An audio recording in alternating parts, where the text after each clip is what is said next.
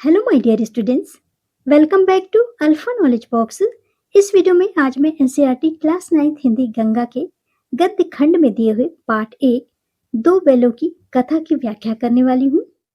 इसके पहले मैंने इस पार्ट की एक वीडियो ऑलरेडी अपलोड कर दी है जिसमें मैंने लेखक प्रेमचंद का परिचय बताया है।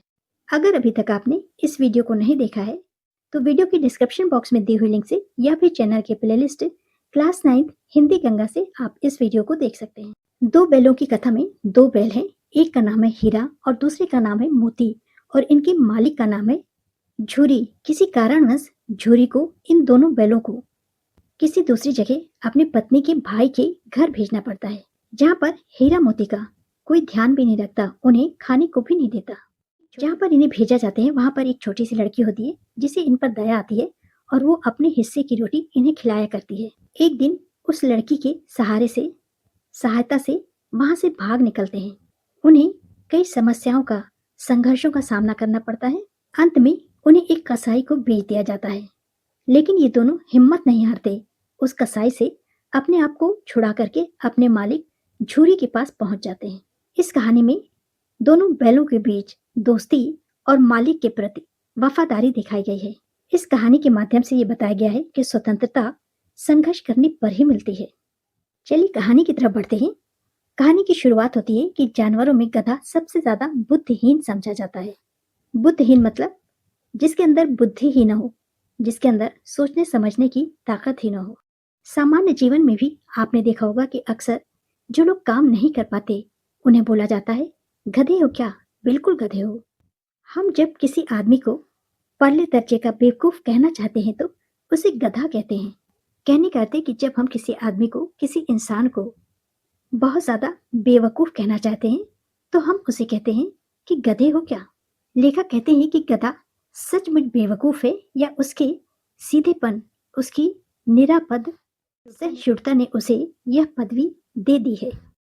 लेखक यहाँ पर प्रश्न कर रहा है कि क्या गधा सचमुच में बेवकूफ है या उसका सीधापन उसे बेवकूफ बनाता है, उसका किसी खतरे को निष्पक्ष सहन करना उसे बेवकूफ बनाता है। कहने का अर्थ है किसी को नुकसान न पहुंचाने की सहनशीलता। अक्सर आपने देखा होगा कि गधे के आसपास कुछ भी हो रहा हो, वो चुपचाप शांत सा खड़ा रहता है। लेखक आगे लिखते हैं कि इसका निश्चय नहीं किया जा सकता। गायें सींग मारती हैं, ब्याई हुई गाय तो अनायास ही सिंगनी का रूप धारण कर लेती है। आगे उदाहरण देते हुए लेखक कहते हैं कि कुत्ता भी बहुत गरीब जानवर है, लेकिन कभी कभी उसे भी क्रोध आ ही जाता है, किंतु गधे को कभी क्रोध करते नहीं सुना, ना देखा। आपने अक्सर सुना होगा कि ये लड़की या ये लड़का कोई भी गाय की तरह सीधा है, लेकिन ऐसा होता नहीं है। गाय भी सींग मारती है और अगर गाय ने हाल ही में बच्चा दिया हो तो वो अनायास ही बेमतलब फिजूल में सिंगनी का रूप धारण कर लेती है, शेरनी बन जाती है, किसी को अपने बच्चे के आसपास फटकने भी नहीं देती। लेखक कहते हैं कुत्ता भी बहुत गरीब जानवर है, लेकिन कभी कभी उसे भी गुस्सा आ जाता है, किंतु गधा एक ऐसा जानवर है जिसे कभी क्रोध करते, गुस्सा करते ना तो सुना है ना देखा है। लेखक कहते हैं कि जितना चाहो गरीब को मारो, चाहे जैसी खराब सड़ी हुई घास सामने डाल दो, उसके चेहरे पर कभी असंतोष की छाया भी ना दिखाई देगी। वैशाख में चाहे एक आध बार कुलेल कर लेता हो, अर्थात उछल कूद कर लेता हो, पर हमने तो उसे कभी खुश होते नहीं देखा। उसके चेहरे पर एक विषाद स्थायी रूप से छाया रहता है। विषाद का मतलब दुख, सुख दुख हानि लाभ, किसी भी दशा में उसे बदलते नहीं देखा। ऋषियों मुनियों के जितने गुण हैं वे सभी उसमें पराकाष्ठा को पहुंच गए हैं। लेखक कहते हैं कि ऋषियों मुनियों के जो गुण हैं गधे के अंदर परम सीमा तक पहुंच चुके हैं। पराकाष्ठा का अर्थ है परम सीमा, पर आदमी उसे बेवकूफ कहता है। सद्गुणों का इतना अनादर कहीं नहीं देखा। कहने का अर्थ है कि गधे के अंदर ऋषियों मुनियों की तरह अपार गुण होते हैं। इन सद्गुणों के बावजूद भी लोग उसे बेवकूफ कहते हैं, उसका अनादर करते हैं, उसे बेइज्जत करते हैं। लेखक आगे लिखते हैं कि कदाचित शायद सीधापन संसार के लिए उपयुक्त नहीं है। देखिए ना, भारतवासियों की अफ्रीका में क्या दुर्दशा हो रही है। ये तब की बात है जब देश गुलाम था, अंग्रेजों के कब्जे में था। क्यों अमेरिका में उसे घुसने नहीं दिया जाता? बेचारे शराब नहीं पीते, चार पैसे कुछ समय के लिए बचा कर रखते हैं, जी तोड़कर काम करते हैं, किसी से लड़ाई झगड़ा नहीं करते, चार बातें सुनकर गम खा जाते हैं, फिर भी बदनाम है। कहा जाता है वे जीवन के आदर्श को नीचा करते हैं। अगर वे भी ईंट का जवाब पत्थर से देना सीख जाए तो शायद सभ्य कहलाने लगेंगे। जापान की मिसाल सामने है। एक ही विजय ने उसे संसार की सभ्य जातियों में गण बना दिया। लेखक आगे लिखते हैं कि लेकिन गधे का एक छोटा भाई और भी है जो उससे कम ही गधा है, और वह है बैल। जिस अर्थ में हम गधे का प्रयोग करते हैं, कुछ उसी से मिलते जुलते अर्थ में बछिया के ताऊ का भी प्रयोग करते हैं। बछिया का अर्थ है गाय का छोटा बच्चा जो फीमेल हो। आपने सुना होगा कि जब कोई बहुत देर तक बहुत ज्यादा काम करता है तो लोग उससे कहते हैं कि क्यों बैल बने हुए हो, कोल्हू के बैल हो क्या। कहने का अर्थ है कि जिस तरह से गधे को बेवकूफ समझकर उससे काम लिया जाता है, ठीक उसी तरह से कुछ मिलता जुलता काम बैल से भी लिया जाता है। लेखक आगे लिखता है कि कुछ लोग बैल को शायद बेवकूफों में सर्वश्रेष्ठ कहेंगे, मगर हमारा विचार ऐसा नहीं है। बैल कभी कभी मारता भी है, कभी कभी अड़ियल बैल भी देखने में आते हैं, और भी बैल कभी कभी कई रीतियों से अपना असंतोष भी प्रकट करता है। अतएव उसका स्थान गधे से नीचा है।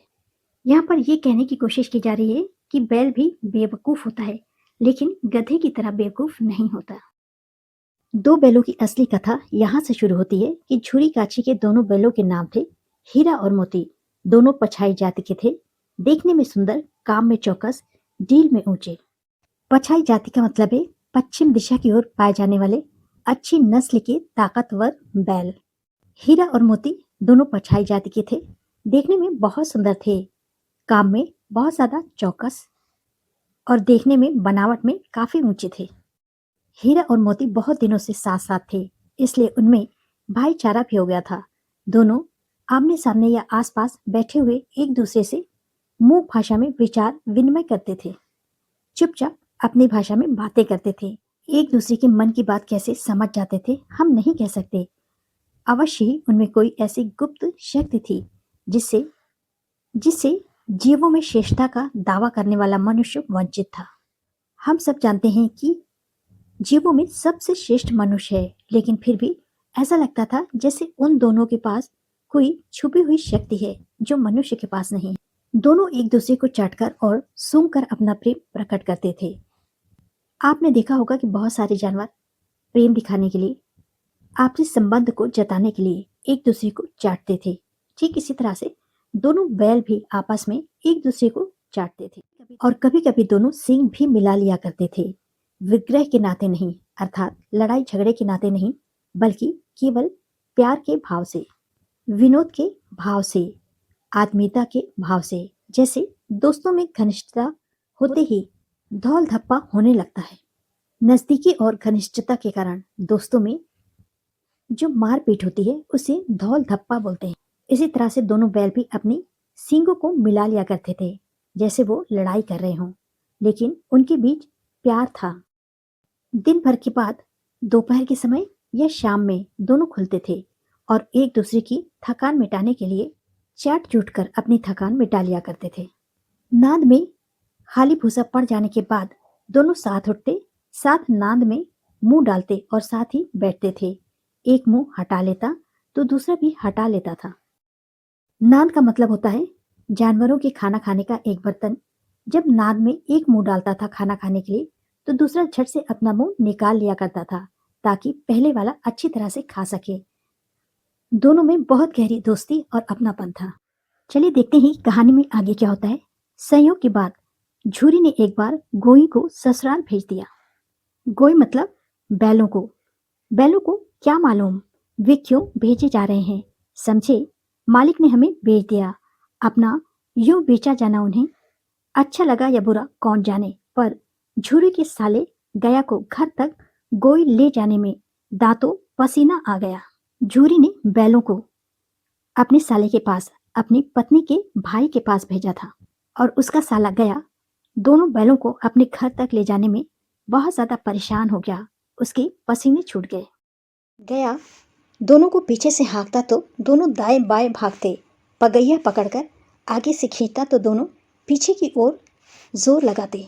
पगैया का मतलब होता है जिस रस्सी में डोरी में जानवर बांधे जाते हैं। बैल गया के साथ जाना ही नहीं चाहते थे, इसलिए जब वो पीछे से हाँकता था तो दोनों इधर उधर दाएं बाएं भागने लगते थे और उनकी डोरी पकड़ करके जब खींचता था तो दोनों उसमें पीछे से जोर लगाते थे।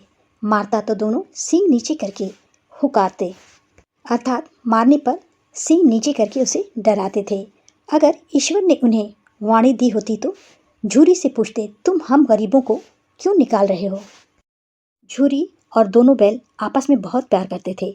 जब उसने बैलों को गया के साथ भेज दिया तो वो सोच रहे थे, या उनके हाव भाव से ऐसा लग रहा था कि अगर भगवान ने उन्हें बोलने की शक्ति दी होती तो वो अपने मालिक झूरी से अवश्य पूछते कि तुमने हम गरीबों को क्यों निकाल दिया, क्यों गया के पास भेज रहे हो। उनके पास अगर बोलने की शक्ति होती तो वो ये भी कहते कि हमने तो तुम्हारी सेवा में कोई कसर नहीं उठा रखी। अगर इतनी मेहनत से काम ना चलता था तो और काम ले लेते, हमें तो तुम्हारी चाकरी में मर जाना कबूल था। कहने का अर्थ है कि झूरी उनसे कुछ भी काम करवाता, कितना भी काम करवाता, उन्हें सब कुछ मंजूर था, चाहे उनकी मृत्यु हो जाती। पर उन्हें गया के साथ जाना मंजूर नहीं था। हमने कभी दाने चारे की शिकायत नहीं की।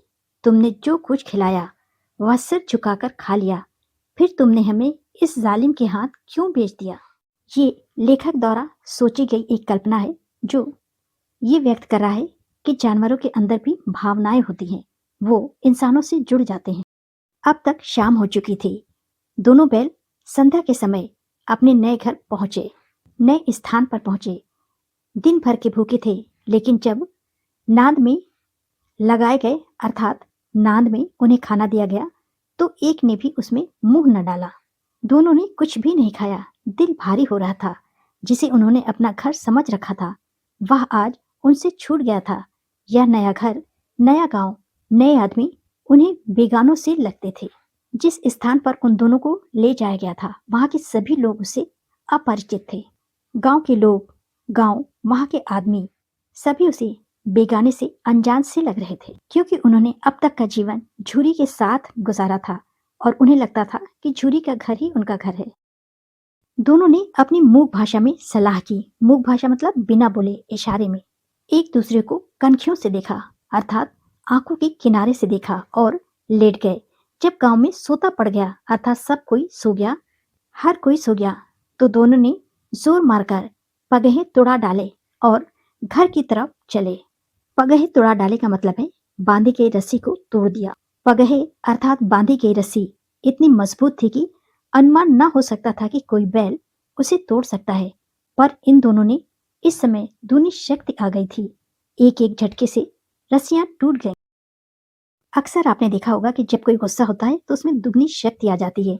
इसी तरह से दोनों बैलों के अंदर भी दुगनी शक्ति आ गई थी।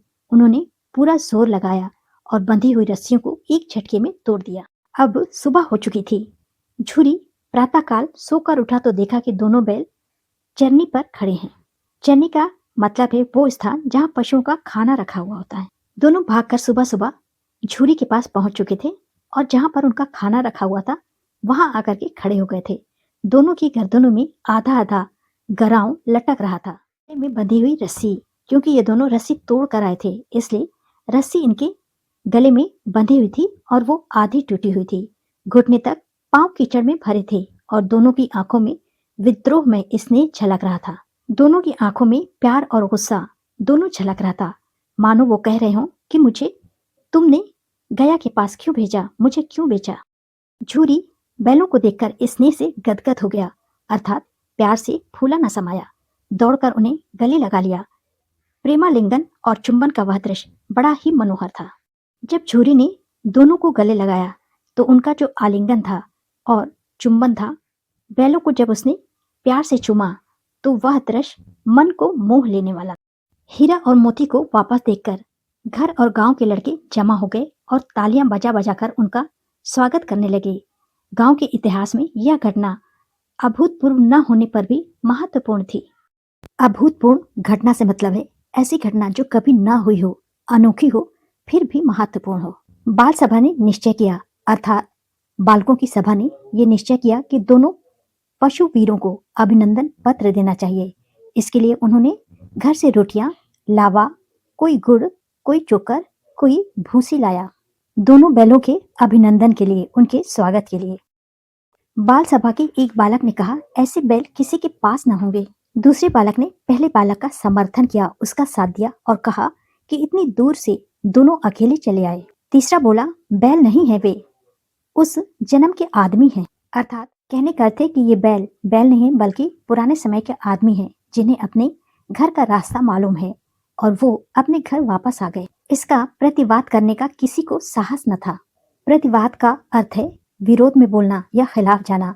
बच्चे जो भी बातें कर रहे थे उसका कोई विरोध नहीं कर रहा। सब ये मान रहे थे कि बच्चे सही कह रहे हैं। झूरी की स्त्री ने बैलों को द्वार पर देखा, अर्थात दरवाजे पर देखा, तो जल उठी। बैलों को दरवाजे पर देख करके चिढ़ गई, बोली, कैसे नमक हराम बैल हैं। नमक हराम का मतलब है किसी के भरोसे को तोड़ना। वो बोली, कैसे नमक हराम बैल हैं कि एक दिन वहां काम न किया, भाग खड़े हुए। झूरी ये सब सुन रहा था। झूरी अपने बैलों पर यह आपेक्ष न सुन सका। नमक हराम क्यों? उसने अपनी पत्नी से कहा कि ये बैल नमक हराम क्यों हैं। कहने का अर्थ है कि बैलों को खाने के लिए कुछ भी ना दिया गया होगा तो वो क्या करते, इसीलिए वो भाग आए हैं। स्त्री ने रोब के साथ कहा, बस तुम ही तो बैलों को खिलाना जानते हो, और तो सभी पानी पिला पिला कर रखते हैं। झूरी की स्त्री ने ही बैलों को अपने भाई के पास, गया के पास भेजा था। बैलों को वापस देखकर वो बहुत चिढ़ गई थी, इसलिए वो झूरी से बोली, बड़े रोब के साथ, गुस्से के साथ बोली कि बस तुम ही तो बैलों को खिलाना जानते हो और बाकी सब तो पानी पिलाकर ही उन्हें जिंदा रखते हैं। झूरी ने अपनी पत्नी को चिढ़ाया और चिढ़ाकर कहा, चारा मिलता तो क्यों भागते। स्त्री चिढ़ी और बोली, भागे इसलिए कि वे लोग तुम जैसे बुद्धुओं की तरह बैलों को सहलाते नहीं हैं, खिलाते हैं तो रगड़ कर जोतते भी हैं। झूरी की पत्नी का मतलब था कि तुम लोग बुद्धू हो जो इन बैलों को प्यार करते हो, उन्हें सहलाते हो। हम जितना खिलाते हैं उतना ही अधिक इन्हें खेतों में जोतते हैं, इनसे काम करवाते हैं। अर्थात जानवर केवल जानवर होते हैं, उनसे भावनाओं का कोई लेना देना नहीं है। ये दोनों ठहरे कमजोर, भाग निकले। अब देखूं कहाँ से खली और चोकर मिलता है। खली एक तरह का भोजन होता है जिसे पशुओं को दिया जाता है। ये किसी चीज के बीज से जब तेल निकाला जाता है तो बचा हुआ भाग होता है जो जानवरों को दिया जाता है, और चोकर आटे का छना हुआ मोटा भाग होता है। सूखे भूसे के सिवा कुछ न दूंगी, खाएं चाहे मरे। अपने बैलों को बहुत प्यार करता था। वो उसे अच्छा खाना खिलाता था, खाली खिलाता था, चोकर खिलाता था और भी बहुत कुछ। लेकिन उसकी पत्नी चिढ़ गई थी, इसलिए उसने कहा कि अब मैं केवल इन्हें भूसा ही खिलाऊंगी, सूखा भूसा ही खिलाऊंगी, चाहे ये खाएं या फिर मर जाएं। और वही हुआ। मजूर को कड़ी ताकीद कर दी गई। मजूर मतलब मजदूर जो कि बैलों को खाना पानी देता हो। कड़ी ताकीद मतलब कड़ा प्रतिबंध लगा दिया गया कि बैलों को खाली सूखा भूसा दिया जाए। सूखा भूसा डालने के बाद बैलों ने नाद में मुंह डाला तो फीका फीका, ना कोई चिकनाहट ना कोई रस। क्या खाएं, आशा भरी आंखों से द्वार की ओर ताकने लगे। सूखे भूसे में ना तो खली डाली गई थी ना ही चोकर, इसलिए उसका स्वाद बहुत फीका था। ना ही उसमें किसी तरह का चिकनाहट था, ना ही रस, कोई मजा नहीं आ रहा था। इसलिए बैलों ने द्वार की तरफ देखा जैसे वो पहले जैसा खाना मांग रहे हों। झूरी ने मजूर से कहा, थोड़ी सी खली क्यों नहीं डाल देते। मजूर बोला, मलकिन मुझे मार ही डालेगी, चुरा कर डाल दो। झूरी ने कहा, ना दादा, पीछे से तुम भी उन्हें किसी कहोगे, अर्थात जो वो बोलेंगी वही तुम भी बोलोगे। तो ये था दो बैलों की कथा का भाग 1। आई होप आपको अच्छी तरह से समझ में आया होगा। तो चलिए कहानी के भाग 2 को शुरू करते हैं। दूसरे दिन झूरी का साला फिर आया और बैलों को ले चला। अब की उसने दोनों को गाड़ी में जोता। आपने बैलगाड़ी अवश्य देखी होगी और उसमें लगे हुए बैलों को। दूसरे दिन झूरी का साला गया बैलगाड़ी में, बैलों को लगा करके ले करके चला। दोनों बैलों की मजबूरी थी, वो क्या करते, तो 2-4 बार मोती ने गाड़ी को सड़क की खाई में गिराना चाहा, पर हीरा ने संभाल लिया। वह ज्यादा सहनशील था। संध्या समय घर पहुंचकर उसने दोनों को मोटी रस्सियों में बांधा और कल की शरारत का मजा चखाया। गया शाम के समय अपने घर पहुंच गया और दोनों बैलों को मोटी सी रस्सी से बांध दिया और उन्होंने जो भागने की कोशिश की थी वहां से भाग गए थे उस शरारत के लिए। हो सकता है कि गया ने दोनों को मारा हो, फिर वही सूखा भूसा डाल दिया, और दोनों बैलों को खली चुनी सब कुछ दी। हीरा मोती को केवल उसने सूखा भूसा दिया, जबकि अपने बैलों को, जो उसके पास बैल होंगे, उसने उसे खली भी दी और चूनी भी दी।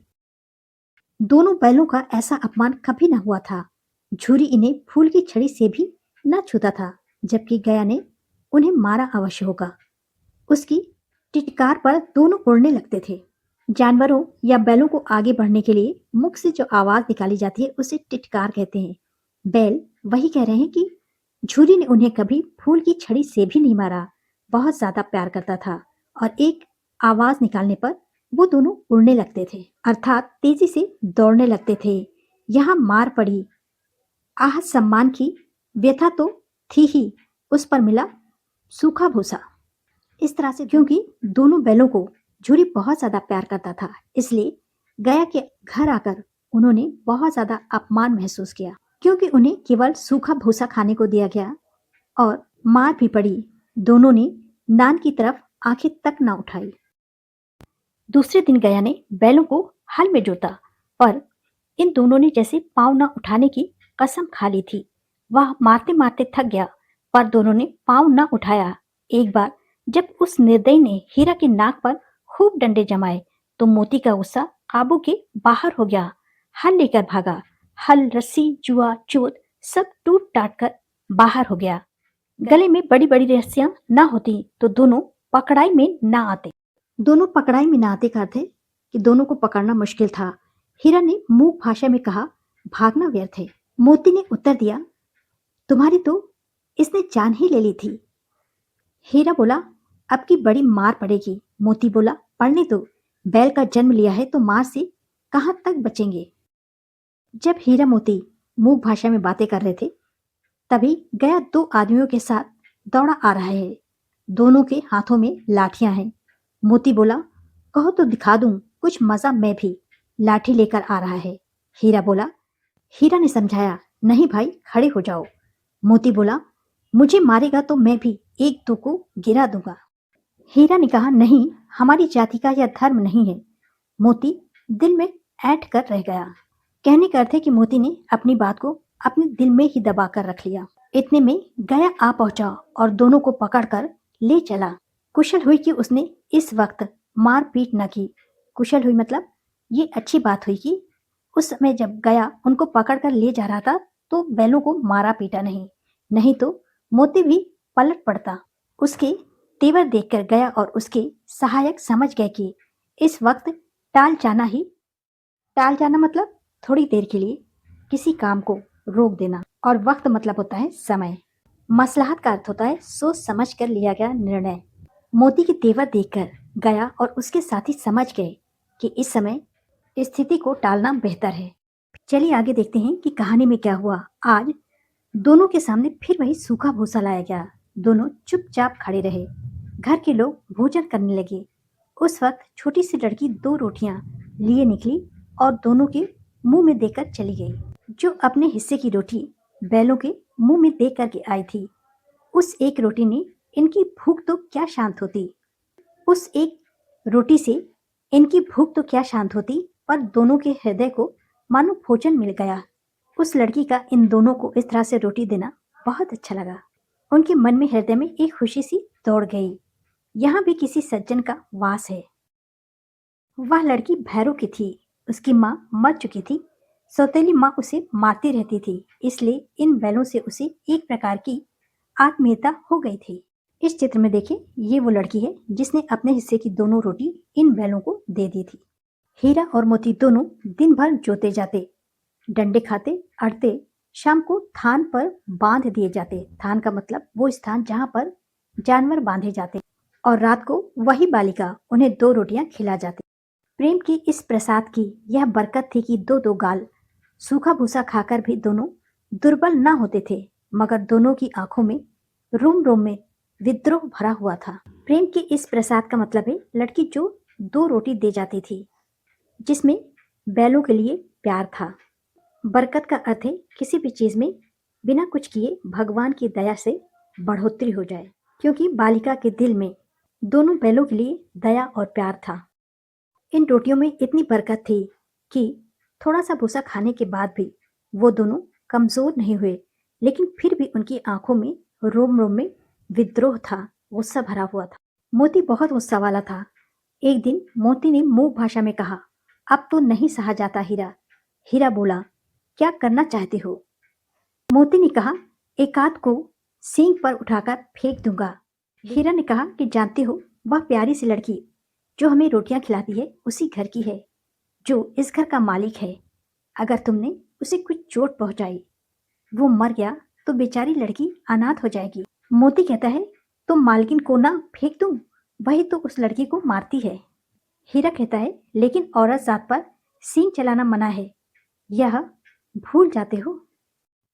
मोती कहता है, तुम तो किसी तरह निकलने ही नहीं देते, बताओ तुड़ाकर भाग चले। हीरा कहता है, हाँ यह मैं स्वीकार करता हूँ, लेकिन इतनी मोटी रस्सी टूटेगी कैसे?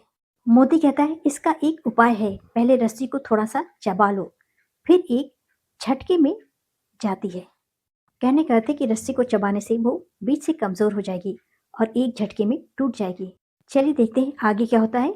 रात को जब बालिका रोटियां खिलाकर चली गई, दोनों रस्सियां चबाने लगे, पर मोटी रस्सी मुंह में न आती थी। बेचारे बार बार जोर लगाकर रह जाते थे।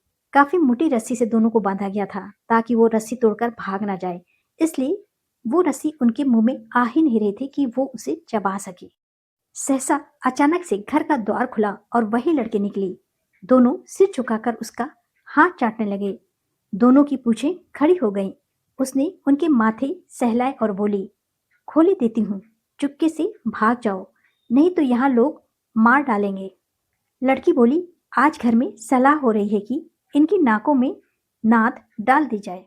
आपने अगर ध्यान दिया हो तो बैलगाड़ी में लगे हुए बैलों के नाक में अक्सर बीच में छेद करके एक रिंग पहना दी जाती है और उसमें डोरी फंसा दी जाती है। जब डोरी को खींचा जाता है तो जानवरों को, बैलों को बहुत तकलीफ होती है, इसलिए वो आराम से काम करते हैं। यही बात लड़की के घर में हो रही थी कि बैल काम नहीं कर रहे हैं, कहना नहीं मान रहे, इसलिए इनके नाक में नथ डाल दी जाए। लड़की ने गराव अर्थात जिस रस्से से दोनों बंधे हुए थे उसे खोल दिया। दोनों चुपचाप खड़े रहे। मोती ने अपनी भाषा में पूछा, अब चलते क्यों नहीं? हीरा ने कहा, चले तो, लेकिन कल इस अनाथ पर आफत आएगी, सब इसी पर संदेह करेंगे। सहसा बालिका चिल्लाई, दोनों फूफा वाले बैल भागे जा रहे हैं। ओ दादा, दादा, दोनों बैल भागे जा रहे हैं, जल्दी दौड़ो। गया हड़बड़ा कर भीतर से निकला और बैलों को पकड़ने चला। वे दोनों भागे। गया ने पीछा किया और भी तेज हुए। गया ने शोर मचाया, फिर गांव के कुछ आदमियों को भी साथ लेने के लिए लौटा। दोनों मित्रों को बैलों को भागने का मौका मिल गया। सीधे दौड़ते चले गए। जिस जाने पहचाने रास्ते से आए थे उसका यहाँ पता न था। नए नए गांव मिलने लगे। तब दोनों एक खेत के किनारे खड़े होकर सोचने लगे, अब क्या करना चाहिए। हीरा ने कहा, मालूम होता है राह भूल गए। मोती बोला, तुम भी बेतहाशा भागे, वहीं उसे मार गिराना था। बेतहाशा मतलब बहुत ही तेजी से। हीरा कहता है, उसे मार गिराते तो दुनिया क्या कहती। मोती कहता है, वह अपना धर्म छोड़ दे, लेकिन हम अपना धर्म क्यों छोड़ें। हीरा कहता है, उसे मार गिराते तो दुनिया क्या कहती, वह अपना धर्म छोड़ दे, लेकिन हम अपना धर्म क्यों छोड़ें। दोनों भूख से व्याकुल हो रहे थे। खेत में मटर खड़ी थी, चरने लगे। रह रह कर आहट ले लेते थे, कोई आता तो नहीं। जब पेट भर गया, दोनों ने आजादी का अनुभव किया तो मस्त होकर उछलने कूदने लगे। पहले दोनों ने डकार ली, फिर प्यार से एक दूसरे के साथ सींग मिलाई और एक दूसरे को ठेलने लगे।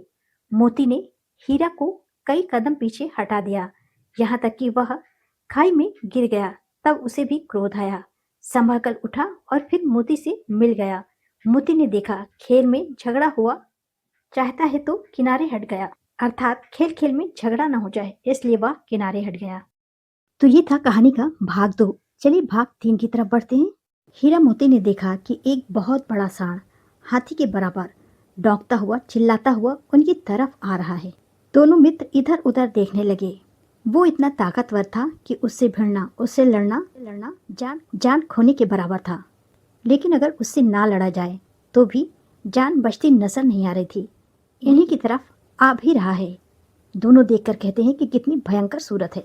मोती ने मूक भाषा में कहा, बुरे फंसे, जान बचेगी, कोई उपाय सोचो। मोती ने हीरा से मूक भाषा में बात की और कहा कि इस सांड से क्या जान बचेगी, जल्दी कोई उपाय सोचो। हीरा ने बड़ी चिंता के साथ कहा, अपने घमंड में भूला हुआ है। आरजू विनती ना सुनेगा। कहने का अर्थ है कि सांड इतना ज्यादा घमंडी है, अपने घमंड में भूला हुआ है। अगर उससे कोई बात कही जाए तो वो सुनेगा ही नहीं। भाग क्यों ना चले। हीरा ने कहा, भागना कायरता है तो फिर यहीं मरो। ऐसा मोती ने कहा, बंदा तो 9 2 11 होता है। हीरा कहता है, और जो दौड़ाए, अर्थात अगर सांड दौड़ा ले तो फिर कोई उपाय सोचो जल्दी। यहाँ पर 9 2 11 होने का मतलब है, ये एक मुहावरा है, जल्दी से भाग जाना। हीरा कहता है कि उपाय यही है कि उस पर दोनों जने एक साथ चोट मारे। दोनों जने मतलब दोनों लोग एक साथ उस पर चोट पहुंचाए। मैं आगे से रगेदता हूँ, तुम पीछे से रगेदो। रगेदना मतलब दौड़ाना। मैं आगे से दौड़ाता हूँ, तुम पीछे से दौड़ाओ। दोहरी मार पड़ेगी तो भाग खड़ा होगा। मेरी ओर झपटे, तुम बगल से उसके पेट में सींग घुसेड़ देना। जान जोखिम है। ये सब करना जान को जोखिम में डालना है, पर दूसरा उपाय नहीं है। दोनों मित्र जान हथेली पर लेकर लपके। जान हथेली पर लेने का मतलब है बहुत बड़ी मुश्किलों से गुजरना। सांड को भी संगठित शत्रुओं से लड़ने का तजुर्बा न था, अर्थात सांड को इस बात का अनुभव नहीं था कि दो लोगों से एक साथ कैसे लड़ा जाता है। वह तो एक शत्रु से मल्ल युद्ध करने का आदी था। मल्ल युद्ध का मतलब है कुश्ती। जिस तरह से पहलवान करते हैं, एक बार में केवल एक ही मनुष्य से लड़ते हैं बिना किसी हथियार के। जो ही वह सांड हीरा पर झपटा, मोती ने पीछे से दौड़ाया। सांड उसकी तरफ मुड़ा तो हीरा ने रगेदा। कहने का अर्थ है कि जब हीरा आगे से वार करता था तो मोती पीछे से उस पर वार करता। सांड चाहता था कि एक एक करके दोनों को गिरा दे, पर वे दोनों भी उस्ताद थे। यहाँ पर उस्ताद का मतलब है बहुत अधिक चालाक होना। उसे वह अवसर न देते थे। एक बार सांड झल्ला कर हीरा का अंत कर देने के लिए चला कि मोती ने बगल से आकर पेट में सींग भोंक दिया। सींग भोंक दिया मतलब सींग घुसेड़ दिया। सांड क्रोध में आकर पीछे फिरा तो हीरा ने दूसरे पहलू में सींग चुभो दिया। पहलू मतलब बगल में सींग चुभो दिया। आखिर बेचारा जख्मी होकर भागा और दोनों मित्रों ने दूर तक उसका पीछा किया, यहाँ तक कि सांड बेदम होकर गिर पड़ा। तब दोनों ने उसे छोड़ दिया। बेदम मतलब जिसमें जान ही ना हो। अंत में सांड को इतनी चोट लग चुकी थी, वो जख्मी हो चुका था, इसलिए वो लड़ाई छोड़ करके भागा। लेकिन फिर भी दोनों ने उसे नहीं छोड़ा, उसका पीछा किया और यहाँ तक कि सांड बेदम होकर के, निर्जीव होकर के गिर पड़ा। तब दोनों ने उसका पीछा छोड़ा। दोनों बैल सांड से जीत चुके थे। दोनों मित्र विजय के नशे में झूमते चले जाते थे।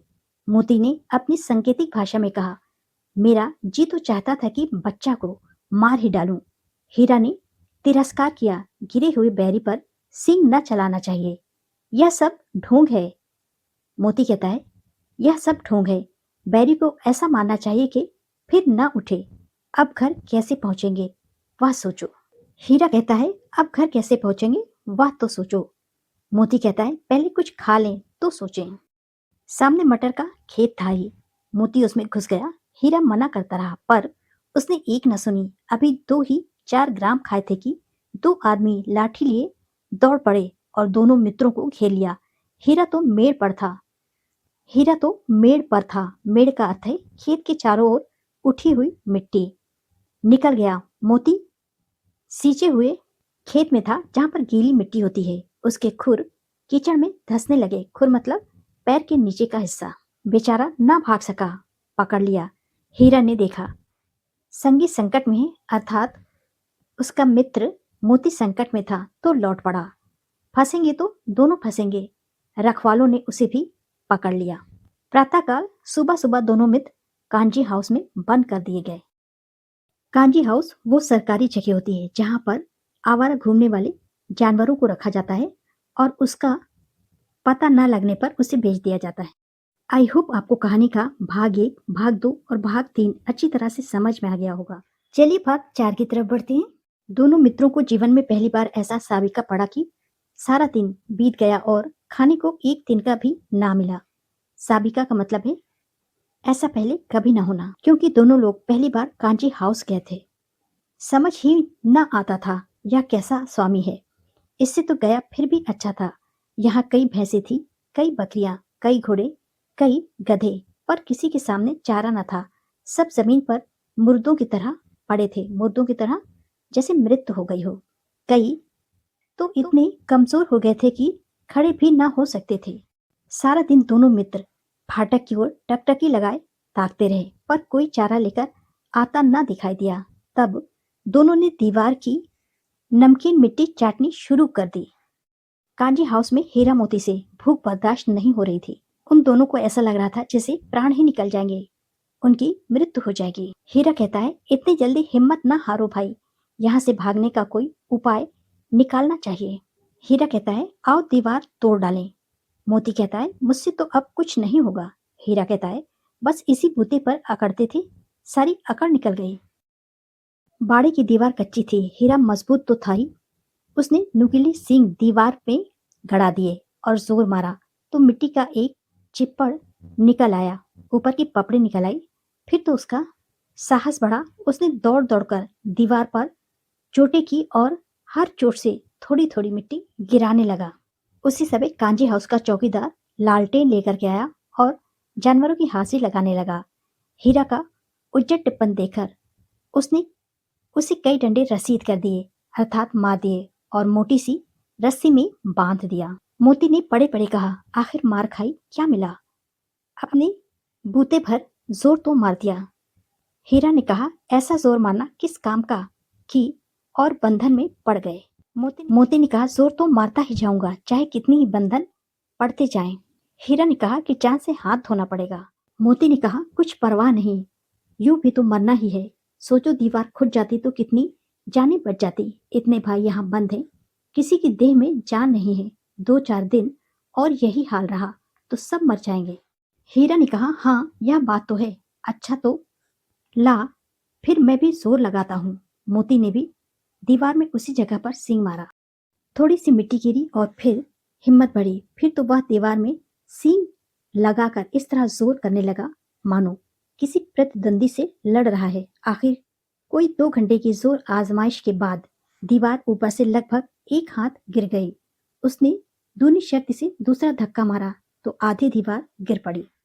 दीवार का गिरना था कि अधमरे से पड़े हुए सभी जानवर चेत उठे, उनके अंदर चेतना आ गई। दोनों घोड़ियां सरपट भाग निकली, फिर बकरियां निकली, इसके बाद भैंस भी खिसक गई, पर गधे अभी तक ज्यों के त्यों खड़े थे। यहाँ पर आपको समझ में आएगा कि गधे को गधा क्यों कहते हैं। हीरा ने पूछा, तुम दोनों क्यों नहीं भाग जाते?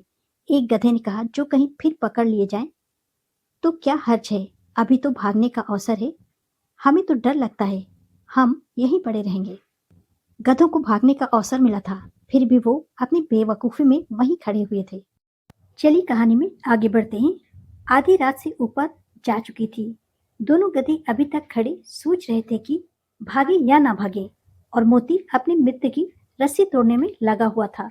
जब वह हार गया तो हीरा से कहा, तुम जाओ, मुझे यहीं पड़ा रहने दो, शायद कहीं भेंट हो जाए। गधे आखिर गधे थे। अपनी बेवकूफी में दीवार गिरने के बाद भी वहीं के वहीं खड़े थे और ये सोच रहे थे कि भागे या ना भागे, जबकि मोती अपने मित्र हीरा की रस्सी तोड़ने में काटने में लगा हुआ था। जब मोती से रस्सी नहीं कटी, वो हार गया, तो हीरा ने कहा कि तुम जाओ, यहाँ से निकल जाओ, मुझे यहीं छोड़ दो, जो होना होगा होगा, शायद कहीं फिर मुलाकात हो जाए। दोनों बहुत गहरे दोस्त थे।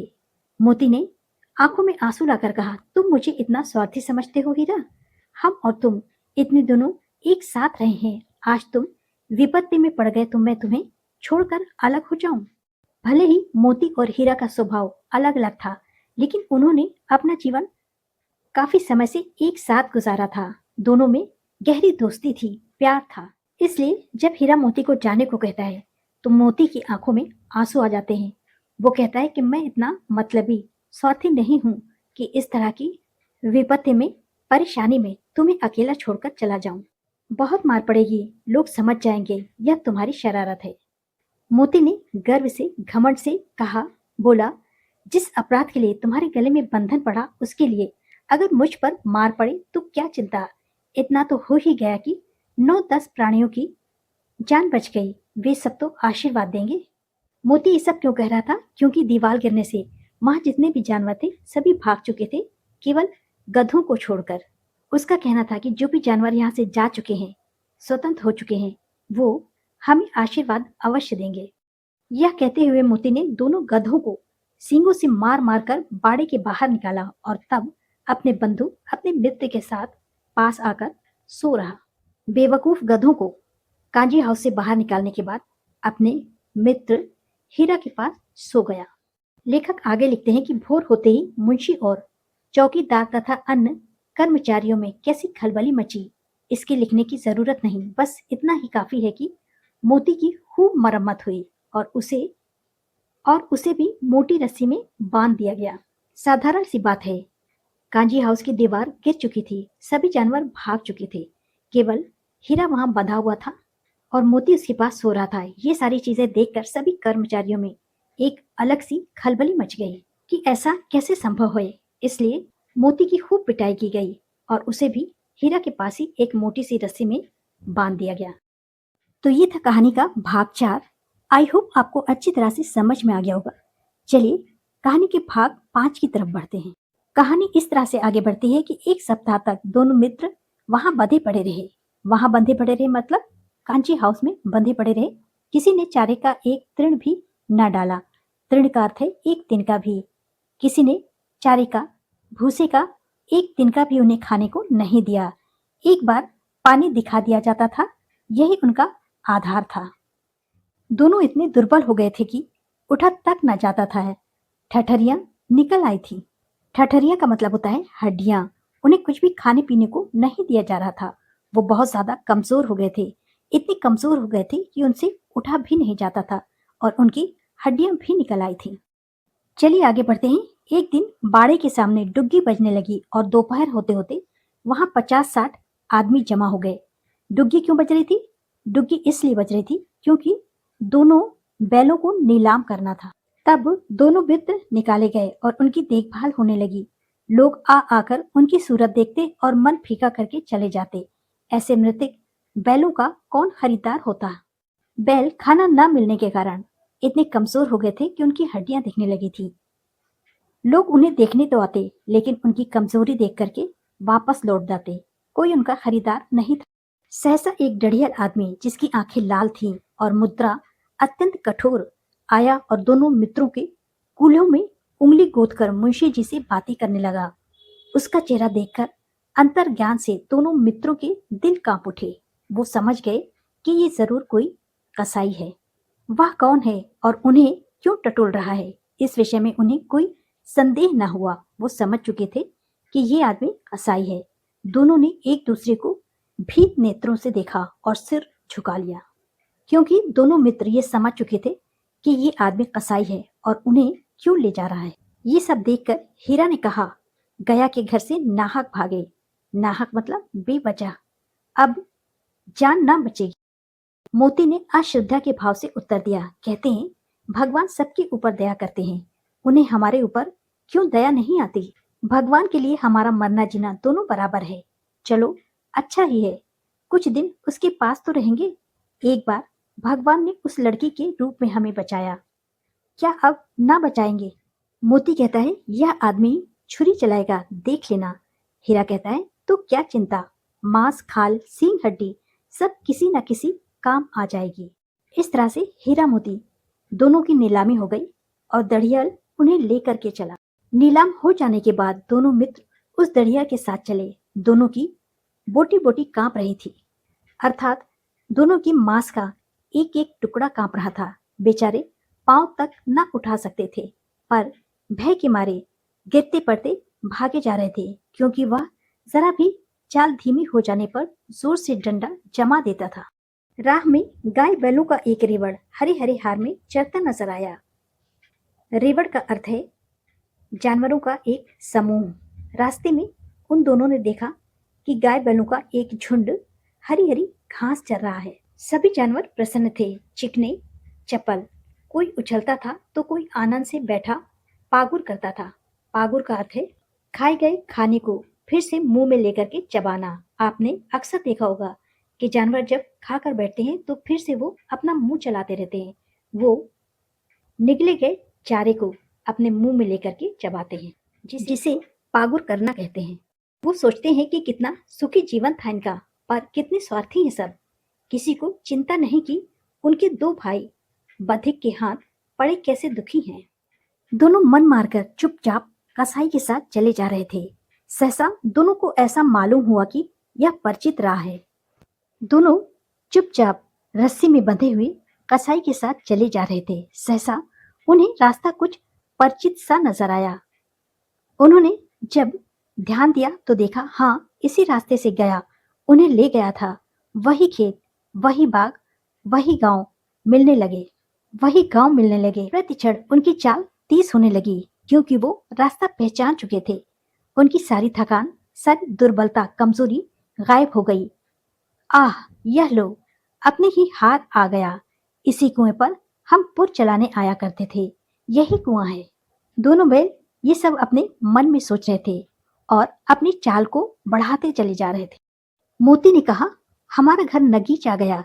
हीरा बोला, भगवान की दया है, मैं तो अब घर भागता हूँ। यह जाने देगा? मोती बोला, यह जाने देगा। हीरा बोला, इसे मैं मार गिराता हूँ। नहीं नहीं, दौड़कर थान पर चलो, वहां से हम आगे न जाएंगे। दोनों उन्मुक्त होकर, अर्थात बहुत अधिक खुश होकर के, बछड़ों की भांति, जिस तरह से छोटे बछड़े भागते हैं, उछल कूद करते हैं, कुलेल करते हुए घर की ओर दौड़े। वह हमारा थान है। दोनों दौड़कर अपने थान पर आए और खड़े हो गए। डढ़ियल भी पीछे पीछे दौड़ा चला आता था। डढ़ियल ने जब उन्हें दौड़ते भागते देखा तो वो भी उसके पीछे पीछे झुरी के घर तक पहुंच गया। झुरी द्वार पर बैठा धूप खा रहा था। बैलों को देखते ही दौड़ा और उन्हें बारी बारी से गले लगाने लगा। मित्रों की आंखों में आनंद के आंसू बहने लगे। एक झुरी का हाथ चाट रहा था। डढ़ियल ने जाकर बैलों की रस्सियां पकड़ ली। झुरी ने कहा, मेरी बैल हैं। डढ़ियल ने कहा, तुम्हारी बैल कैसे? मैं मवेशी खाने से नीलाम लिए आता हूँ, अर्थात कांजी हाउस से खरीद कर लाया हूँ। झुरी बोला, मैं तो समझा हूँ चुराए लिए आते हो। चुपके से चले जाओ, मेरे बैल हैं, मैं बेचूंगा तो बिकेंगे। किसी को मेरे बैल नीलाम करने का क्या अख्तियार है? जाकर थाने में रपट कर दूंगा। अख्तियार का मतलब होता है हक या अधिकार। झुरी कहता है कि ये दोनों बैल हमारे हैं, कोई चुपके से इन्हें बेच नहीं सकता। इन्हें केवल मैं बेचूंगा, क्योंकि इन पर केवल मेरा अधिकार है। वो दढ़ियल को धमकी भी देता है कि जाकर थाने में रपट कर दूंगा। और की ये बात सुनकर दढ़ियल बुरी तरह से झल्ला जाता है, गुस्से में आ जाता है और बैलों को जबरदस्ती पकड़ के ले जाने के लिए बढ़ता है। उसी समय मोती ने सींग चलाए। डढ़ियल पीछे हटा। मोती ने पीछा किया। डढ़ियल भागा। मोती पीछे दौड़ा। गांव के बाहर निकल जाने पर वह रुका। इस तरह से डढ़ियल को मोती ने मार करके भगा दिया। पर मोती खड़ा होकर डढ़ियल का रास्ता देख रहा था। डढ़ियल दूर खड़ा धमकियां दे रहा था, गालियां निकाल रहा था, पत्थर फेंक रहा था और मोती विजय शूर भांति उसका रास्ता रोके खड़ा था। गांव के लोग यह तमाशा देखते थे और हंसते थे। जरा देर में नादों में खली, भूसा, चोकर और दाना भर दिया गया और दोनों मित्र खाने लगे। झुरी खड़ा दोनों को सहला रहा था और 20 लड़के तमाशा देख रहे थे। सारे गांव में उल्लास का, खुशी का माहौल था। उसी समय मालकिन ने आकर दोनों के माथे चूम लिया। दोनों बैल आजाद हो चुके थे, स्वतंत्र हो चुके थे, अपने मालिक झुरी के पास आ चुके थे और तीनों बहुत खुश थे। गांव के लोग भी सारे तमाशे को देखकर हंस रहे थे। इस कहानी के द्वारा लेखक ने भारत की स्वतंत्रता की ओर इशारा किया है। यहाँ पर यह बताया गया है कि स्वतंत्रता के लिए संघर्ष करना पड़ता है। बिना संघर्ष के कोई स्वतंत्रता नहीं मिलती। साथ ही इस कहानी में दोनों बैलों और झुरी के बीच प्यार को, अपनेपन को, भावनात्मक रिश्ते को दिखाया गया है। साथ ही ये बताया गया है कि दोनों बैल अपने मालिक झूरी के लिए कितने वफादार थे। इस तरह से इस कहानी का अंत होता है। तो फिर मिलते हैं नेक्स्ट वीडियो में। This is the end of video. Thanks for watching.